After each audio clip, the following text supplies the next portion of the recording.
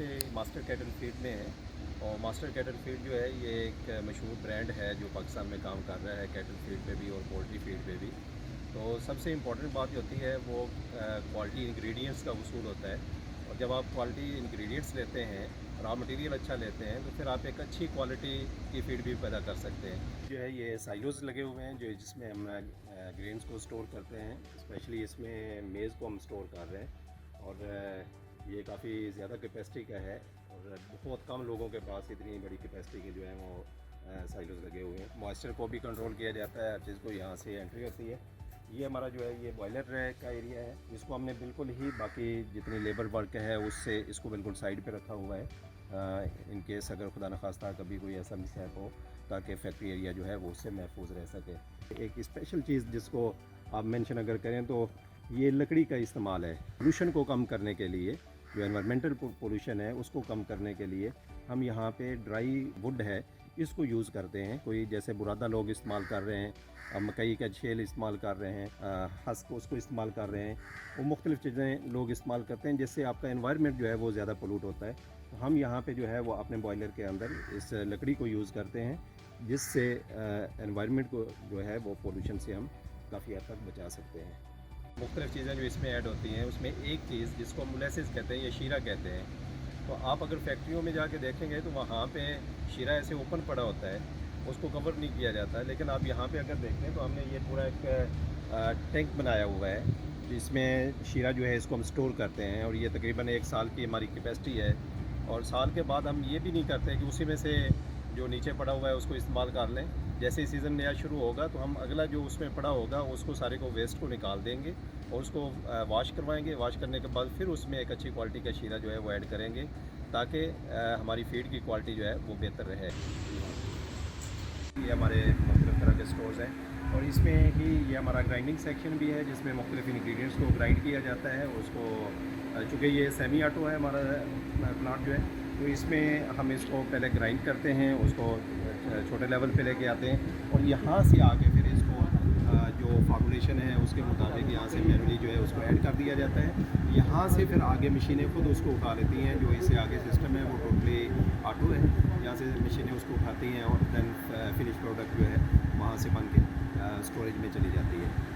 Master cattle feed का जो हमारा जो फिनिश प्रोडक्ट का स्टोर है इसमें ये 2 स्टोर हमारे पास हैं। एक में हम पोल्ट्री फीड को स्टोर करते हैं और एक में वनडे को स्टोर करते हैं। इसमें आप अगर देखें जो मैं इसमें ख़ास चीज़ दिखाना चाह रहा हूँ, बाकी लोग जो हैं वो स्टोरेज तो करते हैं लेकिन यहाँ पे अगर आप इसको देखेंगे यहाँ नीचे भी हमने टाइल लगाई हुई है और दीवारों के साथ भी टाइल लगाई हुई है ताकि फीड की क्वालिटी जो है उसमें मॉइस्चर ना आए। और अगर मॉइस्चर नहीं आएगा तो डेफिनेटली क्वालिटी जो है वो बेहतर रहेगी। और यहाँ थोड़ा सा आगे अगर आप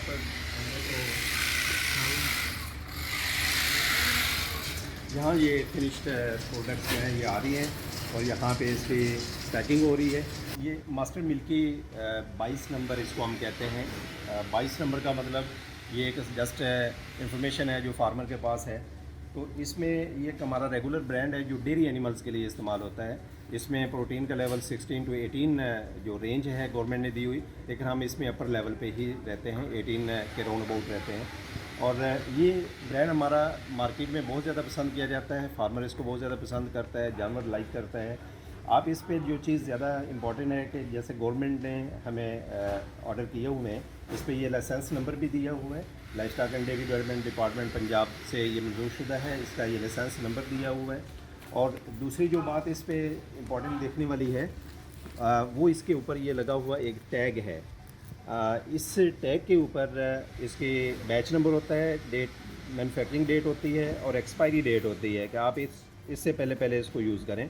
और साथ साथ इसके ये न्यूट्रिशन वैल्यू दी होती है जो गवर्नमेंट की रिकमेंडेड है कि आप इसमें प्रोटीन आपने कितनी देनी है, इसमें तवानाई कितनी देनी है, आपने फ़ैट फाइबर वो चीज़ें कितनी देनी है, ड्राई इसमें मॉइस्चर लेवल कितना होना चाहिए, ये सारी चीज़ें इस बैच के ऊपर दी होती हैं।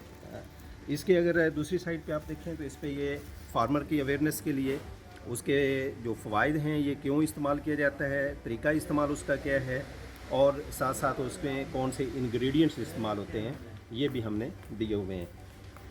जो बात मैं एक पैगाम देना चाहता हूँ अपने फार्मर्स को भी और दुकानदारों को भी कि जब हमारा ये बैग आपके पास जाता है, आप कहीं से भी लेते हैं, तो उसके ऊपर ये टैग लगा होना चाहिए। अगर ये टैग उसके ऊपर नहीं लगा हुआ या ये जो सील लगी हुई है वो डुप्लीकेट है, उसमें डबलिंग हुई हुई है, तो इसका मतलब ये है कि इस बैच के अंदर कोई ना कोई कहीं पे ख़राबी पैदा हुई है। इसको आप हरगज़ ना लें और फ़ौरी तौर पे जो है वो हमें इन्फॉर्म करें, हमारी हेल्पलाइन पे कॉल करें, ताकि हम उस एरिया को देख सकें, उस फार्मर को या उस दुकानदार को देख सकें कहीं खुदा न खास्ता उसने हमारे बैग में उसको खोल के कोई और चीज़ तो ऐड नहीं की। तो इस पे एक्सपायरी डेट को भी लाजमी देखें। कोशिश तो हमारी ये होती है कि एक्सपायरी डेट से पहले पहले ये यूज़ हो, लेकिन अगर खुदा न खास्ता कहीं पे किसी दुकानदार के पास वो पड़ा हुआ है और आपने एक्सपायर लेके चले गए हैं, तो वो आपके जानवर के लिए भी नुकसानदेह हो सकता है और डेफिनेटली कानूनी तौर पे भी नाजायज़ है।